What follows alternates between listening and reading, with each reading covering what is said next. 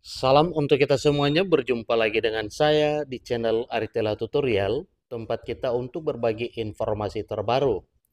Informasi terbaru yang saya bagikan kepada Bapak Ibu yaitu terkait dengan skema pensiunan PNS di era pemerintahan Bapak Presiden Prabowo Subianto.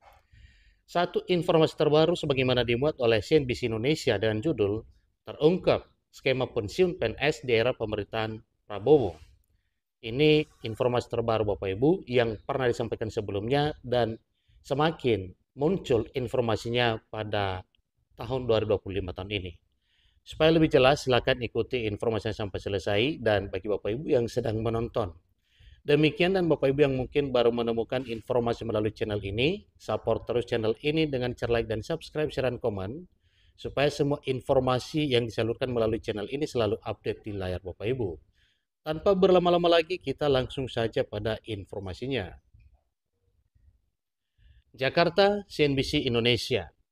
Pemerintahan berencana mengubah skema uang pensiun bagi para aparatur sipil negara. Perubahan ini tertuang dalam rancangan reformasi perlindungan hari tua bagi aparatur sipil negara yang ditetapkan dalam dokumen kerangka ekonomi makro dan pokok-pokok kebijakan fiskal atau KEM PPKF 2025 edisi pemutakhiran. Reformasi skema perlindungan hari tua bagi aparatur sipil negara ini akan dilakukan dengan mempertimbangkan amanat Undang-Undang Nomor 20 Tahun 2023 tentang aparatur sipil negara atau Undang-Undang ASN.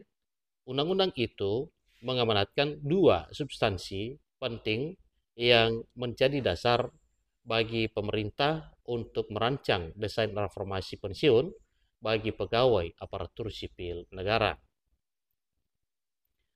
Beberapa poin yang disampaikan Bapak Ibu yaitu pertama, pegawai pemerintah dengan perjanjian kerja atau P3K kini memiliki hak yang sama atas jaminan sosial, sebagaimana halnya pegawai negeri sipil atau PNS, diantaranya terhadap jaminan pensiun atau JP dan jaminan hari tua atau JHT.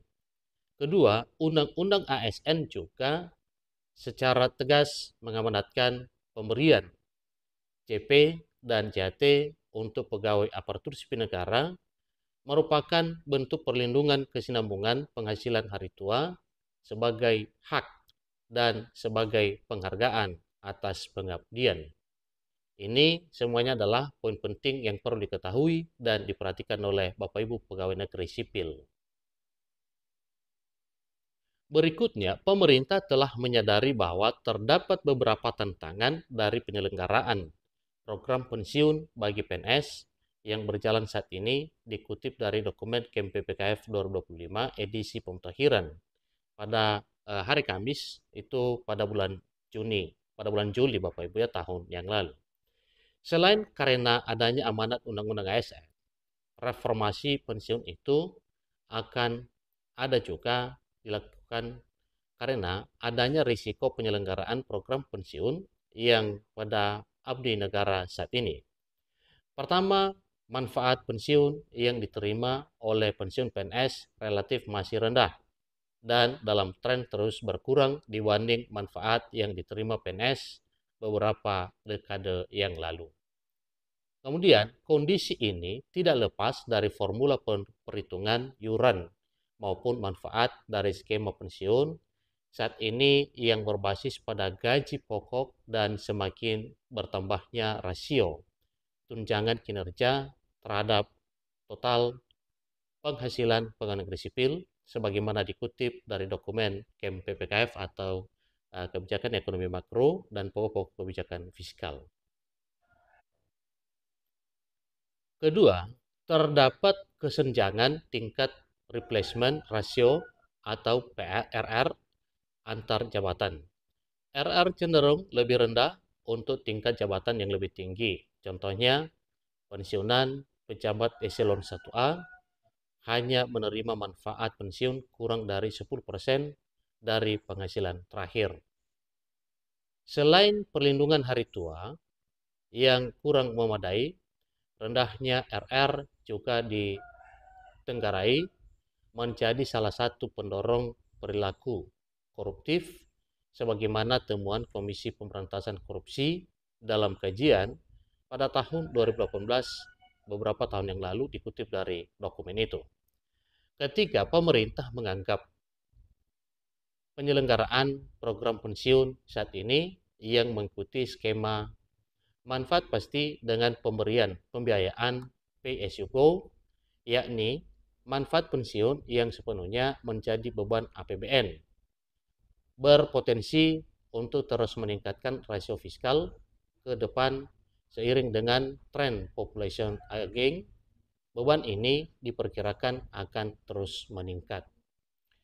Kemudian memperhatikan berbagai tantangan itu, pemerintah menyadari bahwa reformasi program pensiun ASN merupakan suatu kebijakan yang bersifat urgen untuk segera ditempuh, tulis pemerintah dalam dokumen KMPPKF.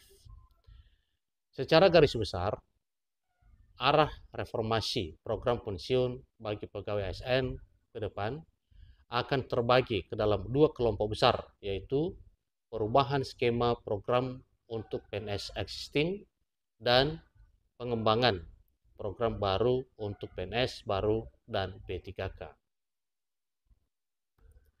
Garis besar desain reform yang menjadi prioritas pemerintah. Pertama, pemerintah akan memastikan bahwa tidak terdapat pegawai negeri sipil existing yang mengalami penurunan manfaat pensiun. Untuk itu, program pelengkap dengan skema iuran pasti yang berbasis take home pay atau THP menjadi alternatif utama pemerintah. Kedua, program pensiun bagi pegawai negeri sipil baru dan P3K akan diarahkan untuk mengikuti skema manfaat iuran pasti dengan formula iuran dan manfaat berbasis THP. Skema bagi pegawai baru ini akan didesain sehingga menghasilkan manfaat yang sifatnya relatif lebih baik dari skema pensiun PNS saat ini.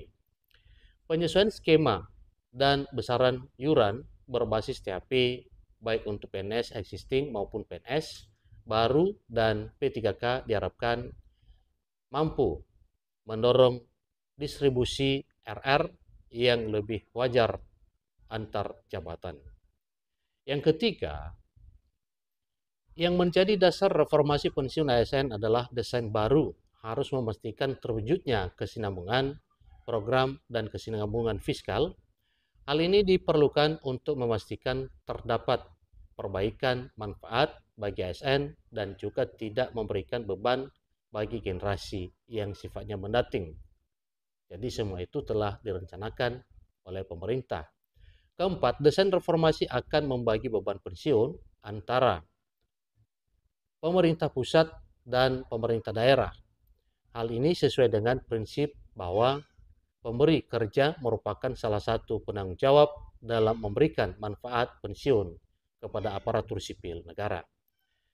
Jadi, perubahan besaran dan formula iuran serta perubahan skema dan formula manfaat akan diputuskan pemerintah dengan tetap mempertimbangkan kemampuan APBN dalam mendanai kemampuan ASN dalam mengiur perbaikan manfaat, kesinambungan program, dan ketahanan fiskal baik masa kini maupun masa mendatang, dikutip dari dokumen KMPPKF. Demikian informasi terkait dengan program pemerintah untuk kesejahteraan Bapak Ibu pensiunan PNS. Semoga hal ini nantinya bisa menjadi satu realita. Semoga bermanfaat informasinya. Sampai ketemu pada informasi berikutnya. Terima kasih.